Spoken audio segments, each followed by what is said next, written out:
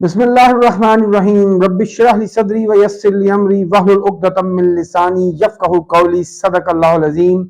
عزیز پاکستانی السلام علیکم۔ آج کے ویلاگ میں ہم بات کریں گے عورتوں کی حراست اور پاکستانی معاشرہ۔ اسلام آباد ہائی کورٹ کے چیف جسٹس کے کردار پر سوال اٹھ گئے۔ پاکستانی کرکٹ پر لعنت اور نحوست کا سایہ۔ مگر سب سے پہلے آج کی دو اہم ترین خبریں۔ سب سے پہلے توشہ خانہ اور القادر ٹرسٹ کیس میں عبوری ضمانت کی سماعت کے دوران ایک بار پھر چیف جسٹس اسلام آباد ہائی کورٹ نے عمران خان کی ضمانت کے سوالات پر اپنا فیصلہ محفوظ کر لیا۔ جسٹس عامر فاروق کی یہ روایت ہے اور یہ روایت عمران خان کے لیے مخصوص ہے کہ جو بھی عمران خان کا کیس ان کے پاس آتا ہے، چاہے وہ معمولی نوعیت کا یا ایک سماعت کے لائق ہو، وہ اس کو کم سے کم 5 سے 6 سماعتیں اور 1 مہینے سے 2 مہینے کے عرصے کی طوالت دے لیتے ہیں۔ ان کی بھرپور کوشش ہوتی ہے کہ عمران خان کے کیسوں کی سماعت کو جس قدر تاخیر کا شکار کیا جا سکے کر دیا جائے، اور جب وہ بالآخر ایک فیصلے پر پہنچتے ہیں تو اس کو محفوظ کر لیتے ہیں۔ اور پھر وہ محفوظ فیصلہ بھی اس وقت آتا ہے جب تک کہ وہ کیس اپنے منطقی انجام کو پہنچ چکا ہوتا ہے، یعنی کہ عمران خان کو یا تو سزا ہو چکی ہوتی ہے یا پھر اس کیس پر کارروائی کو کوئی اور جج روک دیتا ہے۔ اور یہی وجہ ہے کہ اسلام آباد ہائی کورٹ کے ہی سینئر ترین جج جسٹس محسن اختر کیانی نے چیف جسٹس عامر فاروق کے کردار پر سوال اٹھا دیے۔ ان کے مطابق اگر چیف جسٹس سپریم کورٹ اکیلے بینچ بنانے کا فیصلہ نہیں کر سکتے اور اس کے لیے ایک کمیٹی ضروری ہے، تو پھر یہی قانون اسلام آباد ہائی کورٹ میں بھی ہونا چاہیے۔ پھر الواقعہ تو حالات یہ ہیں کہ جب اسلام آباد ہائی کورٹ کے چیف جسٹس کبھی پیچش لگنے پر یا کبھی کسی اور بیماری کے نتیجے میں رخصت پر چلے جاتے ہیں، تو پھر ان کی موجودگی میں غیر موجودگی میں جو انتظامی جج ہوتا ہے وہ ایمرجنسی نوعیت کے کیسز کی اسی دن اور فوری سماعت مقرر نہیں کر سکتا، بلکہ اس کو اس کے لیے چیف جسٹس سے ہدایات لینی ہوتی ہیں اور پھر کم سے کم اگلے دن اس کی سماعت مقرر کرنا ہوتی ہے۔ جسٹس محسن اختر کیانی نے یہ سوال اٹھا کر اسلام آباد ہائی کورٹ میں پچھلے چند ماہ سے جو عدالتی بے قاعدگی اور انصاف کا قتل ہو رہا تھا، در حقیقت اس کی طرف بہت سی انگلیاں اٹھا دی ہیں۔ عوام تو پہلے ہی اس بد انصافی کو اور انصاف کے قتل کو کھلی آنکھوں سے دیکھ رہے تھے، مگر جسٹس محسن اختر کیانی کا یہ عمل یقیناً اسلام آباد کی عدلیہ کی بحالی اور سربلندی کی طرف ایک اہم قدم ہے۔ آج کی ایک دوسری اور نہایت افسوسناک خبر۔ پاکستان میں خواتین پر ویسے تو بہت مشکل وقت ہے، صحافیوں پر بہت قدغنیں ہیں، بہت سے صحافیوں کو آف ایئر کر دیا گیا اور کئیوں کو ملک چھوڑ کر چلے جانے پر مجبور کر دیا گیا۔ حال ہی میں پاکستان کے مشہور چینل ARY نیوز سے پہلے تو کاشف عباسی کو آف ایئر کیا گیا، پھر چودھری غلام حسین کا پروگرام ختم کرا دیا گیا، اور اب ماروی میمن کو نہ صرف آف ایئر کیا گیا بلکہ اس قدر دباؤ کا شکار کیا گیا کہ ماروی میمن نے پاکستان چھوڑنے کا فیصلہ کیا اور گزشتہ روز وہ پاکستان سے رخصت ہو گئی۔ کتنے افسوس کا مقام ہے کہ اب ریاست پاکستان عام لوگوں کے حق اور سچ بولنے والے لوگوں کے رہنے کے قابل جگہ نہیں رہی۔ میں نے اپنے نوجوانی میں جب یہ واقعہ سنا کہ سن 1964 یا 65 میں صدارتی انتخابات کے دوران محترمہ فاطمہ جناح اور ایوب خان کے درمیان مقابلہ جاری تھا، بوٹ پالشیوں اور تلوے چاٹوں کی تو اس زمانے میں بھی کمی نہیں تھی۔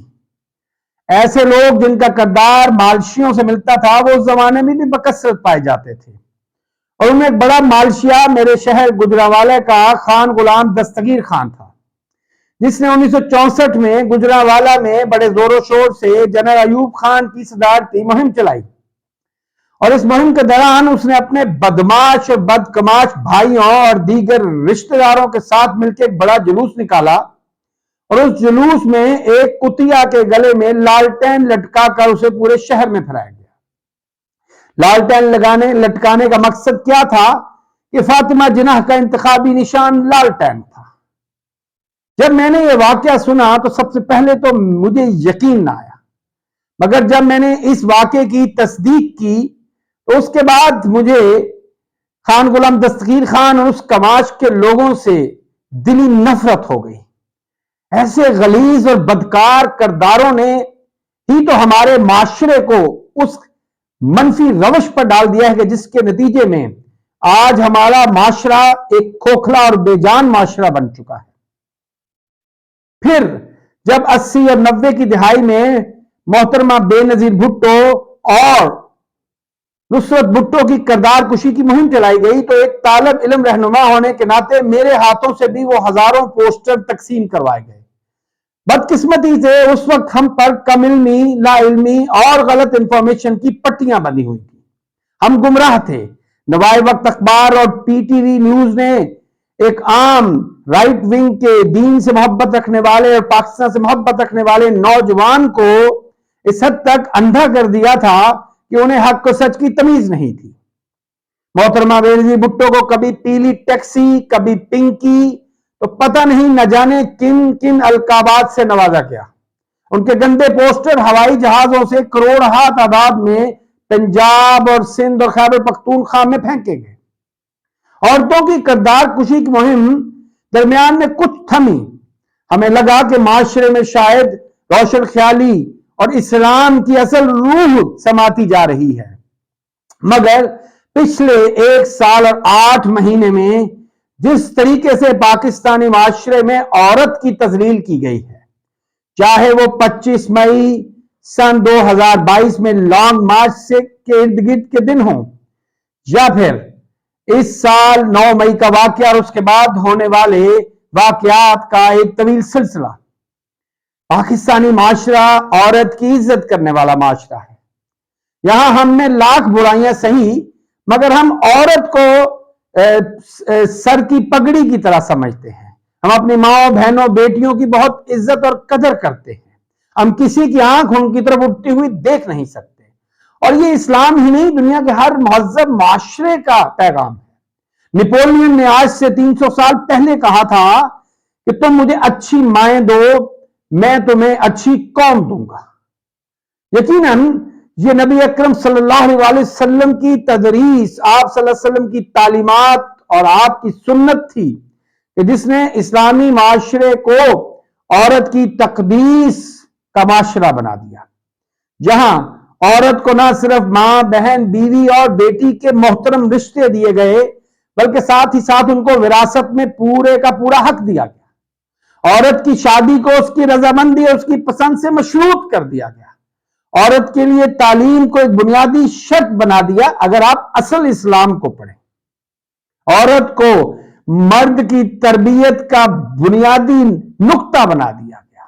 ایک حدیث مبارکہ کے مطابق جب نبی اکرم صلی اللہ علیہ وسلم سے ایک صحابی نے اپنے ماں باپ پر اپنے حق کے بارے میں بات کی تو آپ نے 3 دفعہ کہا کہ تمہاری ماں کا تم پر حق ہے، اور پھر 4تھی دفعہ کہا کہ تمہارے باپ کا تم پر حق ہے۔ اس سے ہمیں اندازہ ہوتا ہے کہ ہمارا مذہب اور مہذب دنیا عورت کو کتنا اعلیٰ مقام دیتی ہے، مگر بدقسمتی سے پچھلے 1 سال اور 8 ماہ میں پاکستانی معاشرے کا وہ گھناؤنا چہرہ دنیا کے سامنے آیا ہے کہ جہاں عورت کی تذلیل کے ایسے نئے نئے طریقے ایجاد کیے گئے ہیں کہ جس پہ انسان حیران اور پریشان رہ جاتا ہے، اور انسانیت کا سر شرم سے جھک جاتا ہے۔ عورتوں پر جھوٹے مقدمے بنائے جاتے ہیں۔ ایک ایک عورت کو گرفتار کرنے کے لیے 500 پولیس والے کھڑے ہوتے ہیں۔ ایک عام نہتی عورت کو ایک کیس میں ضمانت ملتی ہے تو دوسرے کیس میں گرفتار کر لیا جاتا ہے۔ 80 سالہ کی خواتین، چھوٹے چھوٹے بچوں کی مائیں، انتہائی اعلیٰ درجے کی پروفیشنلز اور ممبر پارلیمنٹیرینز کو 6-7 مہینوں سے جیلوں کی سلاخوں میں رکھا گیا۔ کیا یہ انسانیت ہے؟ کیا یہ پاکستانی معاشرہ ہے؟ اور ہم بھول جاتے ہیں کہ اس کے اثرات کیا ہوں گے۔ اس کے اثرات بہت گھناؤنے ہوں گے۔ اب کہا جا رہا ہے کہ عمران خان کی بیوی اور ان کی بہنوں کو گرفتار کیا جائے گا۔ تاکہ عمران خان کو کمزور کیا جا سکے، تاکہ اس کے ارادوں کو کمزور کیا جا سکے، کہ نہ جانے وہ گھٹیا پن کی کون سا مقام ہے، کون سی مثال ہے کہ جہاں مخالف کی ماں بہن بیٹی کی عزت پہ ہاتھ ڈال کر اس کو جھکایا جائے۔ ایسا تو شاید دور سیاہ میں بھی نہیں ہوتا تھا، قرون اولا کے دور کے یا جو تاریخ دور تھا یورپ کا، اس میں بھی عورتوں کے ساتھ ایسے ظلم زیادتی نہیں ہوتی تھی جو آج پاکستانی معاشرے میں روا رکھی گئی ہے۔ اور یہی وجہ ہے کہ ماروی میمن جیسی ایک انتہائی اپ رائٹ پروفیشنل اور اسٹریٹ فارورڈ صحافی کو ملک چھوڑ کر جانا پڑا ہے۔ ہم شاید بھول جاتے ہیں کہ تاریخ بہت ظالم ہوتی ہے، تاریخ سب کچھ ریکارڈ کر رہی ہے۔ یہ 10ویں 11ویں یا 12ویں صدی نہیں ہے، یہ 16ویں 17ویں یا 18ویں صدی نہیں ہے جب مغل بادشاہ، سلجوق اور عثمانی بادشاہ اپنے ہاتھوں سے اور اپنے سامنے بیٹھ کر تاریخ لکھواتے تھے۔ یہ 21ویں صدی ہے، یہاں تاریخ بچے بچے کے ساتھ رقم ہو رہی ہے، بچہ بچہ تاریخ کو محفوظ کر رہا ہے۔ یہ صرف ہمارے ذہنوں میں ہی نہیں، ہمارے ریکارڈز میں، ہمارے الیکٹرانک ریکارڈز میں محفوظ ہو رہی ہے۔ خدا را پاکستان کو انسانوں کے رہنے کے قابل معاشرہ بنا دیں، ماں بہنوں کی عزت کرنا سکھائیں تاکہ معاشرے میں پاکستان کی عزت کرنے والے لوگ پیدا ہوں۔ ہم شاید بھول گئے کہ ہم نے اپنے بچپن میں کبھی نہیں سنا تھا کہ کسی فوجی پر کسی بلوچی نے حملہ کیا ہو، فوج پر کسی پشتون نے حملہ کیا ہو۔ اور پھر ہم نے 2005 کے بعد یہ دیکھا کہ کس طرح آج بلوچستان اور خیبر پختونخوا میں جگہ جگہ پاک فوج پر حملے ہو رہے ہیں۔ جب ہم ریاست کے لوگوں کو ریاست سے لا تعلق کر دیتے ہیں تو پھر وہ دشمن کا آسان ہدف بن جاتے ہیں۔ دشمن ان تک پہنچتا ہے، ان کے دلوں کو کریدتا ہے، ان کے دماغوں میں زہر ڈالتا ہے اور ان سے پوچھتا ہے تمہیں کیا چاہیے۔ پھر وہ ان کو پیسہ بھی دیتا ہے، ہتھیار بھی دیتا ہے، ان کی رہنمائی بھی کرتا ہے، اور پھر وہی نوجوان جس کو ہم نے ریاست سے متنفر کیا ہوتا ہے وہ ریاست پر قہر بن کر ٹوٹ پڑتا ہے۔ تو کہیں وہ ہمیں میاں والی کی دیواریں پھلانگتا نظر آتا ہے تو کہیں بلوچستان میں اپنے ہی بھائیوں کا لہو بہاتا ہوا۔ دشمن کو تو ہم ضرور الزام دیں، لیکن پہلے ایک بار اپنے گریبان میں بھی جھانک کر دیکھیں کہ کیا ہم پاکستانی معاشرے اور ریاست کو اس قابل چھوڑ رہے ہیں کہ جیتے جاتے انسانوں کے رہنے کے قابل بھی رہے۔ جواب آپ کے سامنے ہے، جواب آپ کے پاس ہے۔ اللہ پاکستان اور آپ سب کا حامی ناصر ہو۔ پاکستان زندہ باد، پاکستانی قوم پائندہ باد۔ شکریہ والسلام۔